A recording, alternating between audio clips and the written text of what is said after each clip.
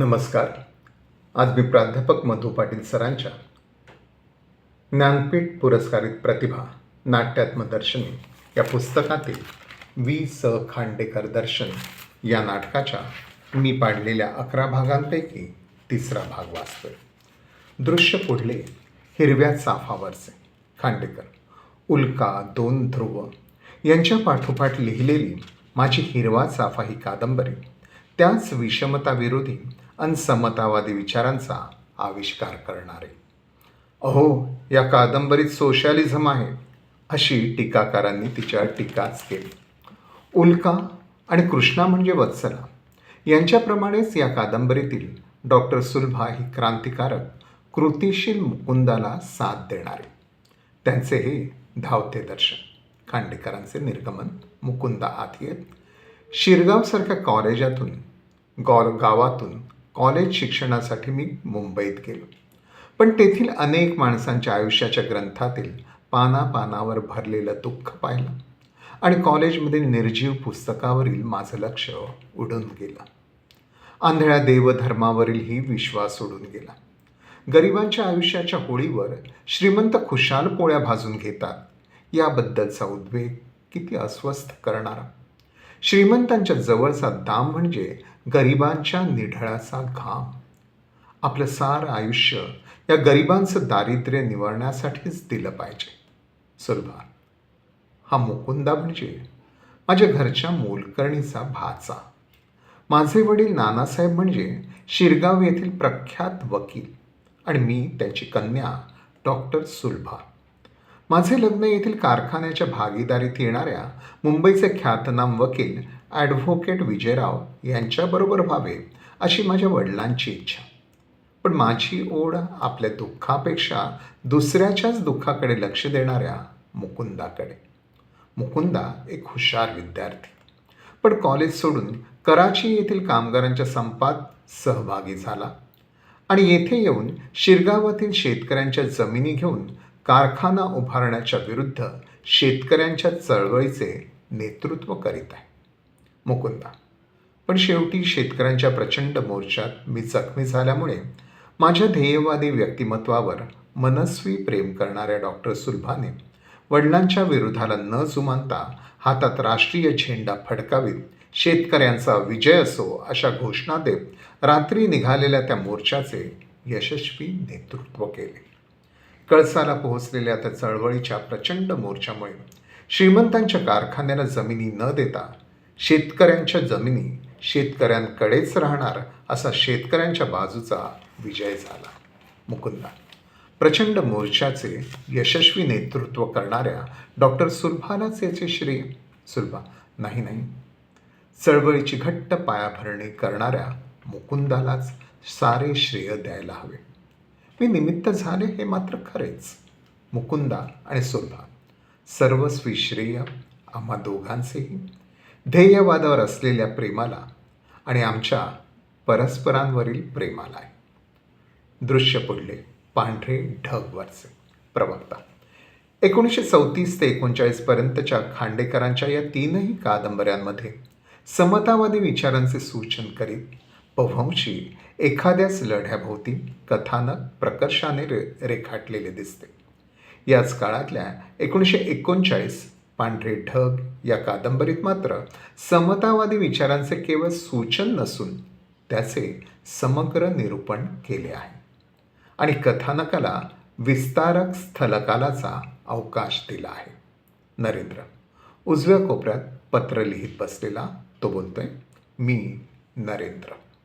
अन्यायाविरुद्ध लढून शाळेतून राजीनामा देणाऱ्या अभय या शिक्षकाला पत्र लिहितो आहे. पत्रातील विचार कंसात उभा राहून रंगमंचाच्या मध्यावर येऊन दुसऱ्या कोपऱ्यातील अभयला उद्देशून कंस पूर्ण. एक पुस्तक वाचायचे आपण विसरतो. त्या पुस्तकाचे नाव मानवी जीवन. हे पुस्तक, हा ग्रंथ अगणित लोकांच्या हृदयाच्या रक्ताने लिहिलेला आहे. उघड्या डोळ्यांनी हा ग्रंथ वाचण्याचा प्रयत्न कर. मात्र तो वाचायला तुला आपल्या घराबाहेर पडलेच पाहिजे. कारखान्यात, शेतात, इमारतींचे मजल्यावर मजले चढत असताना, खाणीत मुंग्यासारखी माणसे उतरत असताना चहाच्या मळ्यात, दारूच्या गुत्त्यात, भर दुपारी, ऐन मध्यरात्री, प्रत्येक ठिकाणी, प्रत्येक क्षणाला मानवी जीवनाची ही तडफड आणि धडपड चालली आहे. ती अंतर्यामीच्या उत्कट उर्मीच्या संवेदनेने बघ. मातृभूमीसाठी लढणारा, मानव धर्मासाठी लढणारा सैनिक हो. पुढील प्रवास असा असावा. गतशतकांची पापे घोरे, क्षाला याला तुमची रुधिरे, पाहिजे तरे स्त्रैण नभातर. निर्गमन. अभय. मधोमध येऊन 15 वर्षाचा मी होतो तेव्हा गतशतकांच्या पापात जातीभेद, स्त्रियांची गुलामगिरी, अस्पृश्यता अशा गोष्टींची मी गणना केली होती. पण आता वाटतं मानव जातीच्या पापांचा कळस शोधणारे महापाप निराळेच आहे. जाती थोड्याफार मोडत आहे, स्त्रिया शिकत आहे, अस्पृश्यांना समाजात मिसळता येऊ लागले आहे. तरीही या भयंकर पापाची तीव्रता सर्व समाज घटकात रत्तीभर सुद्धा कमी झालेली नाही, उलट ती वाढतच आहे. एका वर्गाने दुसऱ्या वर्गावर स्वामित्व मिरवावे, एका नालायक पशूच्या चैनीसाठी हजारो लायक माणसांनी जन्मभर घाण्याला जुंपून घ्यावे. छे. एका वर्गातील हिंस्त्र पशूंसाठी दुसऱ्या वर्गाला त्याच्या भक्षस्थानी देऊन त्याला हीन दिन करणारी आजची समाजरचना नाहीशी व्हायलाच पाहिजे. हर तऱ्हेच्या विषमतेची पूजा करणारी समाजव्यवस्था ही सर्वात मोठी राक्षसीण आहे. प्रमिला. प्रवेश. अन्यायाविरुद्ध लढण्याचे ठरवून राजीनामा देऊन क्रांतिकार्यात झोकून देण्याचा आपण जो निर्णय घेतला आहे त्यामुळे मी शहारून गेले आहे. आपली शिष्या माला, तिचे आपल्यावर प्रेम असूनही कांचनच्या श्रीमंतीकडे निघून गेली आहे.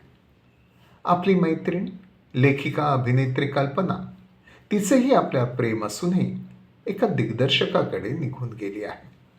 आणि मी तुमच्या टेबलावरील पुस्तकातला हा उतारा वाचून दाखवते. There is a new society to be built in the world in which we should cure hunger, food, and not by gymnastics. You must fight not against your fellow workers, but against ignorance, greed, disease, war, tyranny, and reaction. Don't go to sleep. Wake up. मनुष्याला पशुहूनही हीन करून टाकणाऱ्या अज्ञान, लोभ, राग, जुलूम इत्यादी शत्रूंविरुद्ध बंडाचा झेंडा उभारा. अभय. असा हा संदेश देणारा उतारा वाचताना तुझ्या मुद्रेवर केवढा विलक्षण आनंद चमकतो आहे. प्रमिला. या उतार्यातील संदेश तुम्ही तर प्रत्यक्ष जगत आहात, त्यामुळेच मी तुमच्याकडे उठली जात आहे. अभय. तसं मीही. ते राहू दे. मला क्रांतीची दीक्षा देणाऱ्याचं हे ताजं पत्र बघ. प्रमिला. काय लिहिलं आहे नरेंद्रानं? अभय. ऐक. तो लिहितो आहे त्याचा धावता इतिहासच. अभय, मी तुझा मित्र नरेंद्र. मुंबईत मोठ्या कष्टाने डॉक्टर झालो, पण केवळ घासभर अन्नासाठी, साध्या विधभर वस्त्रासाठी आपल्या देशातील कोट्यावधी माणसांना किती हाल काढावे लागतात याची मला कल्पना आली. डॉक्टर झाल्यावर धंदा सोडून मी कम्युनिस्ट लोकात मिसळलो. मजुरांचा पुढारी झालो. मिरत कटात तुरुंगात गेलो. तुरुंगातून सुटल्यावर खलाशी होऊन युरोप गाठला. तिथल्या साऱ्या देशात फिरलो. शेवटी स्पेनच्या भूमीवर लोकपक्षाचा शिपाई म्हणून लढलो. आणि आता? प्रमिला. आता काय? अभय. त्याच्या कार्यात एकजीव होणारी त्याची प्राणप्रिय पत्नी ज्योती, तिचंही पत्र सोबतच आहे. प्रमिला. काय लिहिते आहे ती? अभय. लिहिते आहे ती की नरेंद्र रक्तक्षयानं जरा जर्जर झाला आहे, तरीही त्याचं क्रांतिकार्य सुरू ठेवण्यासाठी तो ज्योतीला प्रेरणा देतच आहे. अंधार. इथं हा भाग थांबवतो. धन्यवाद.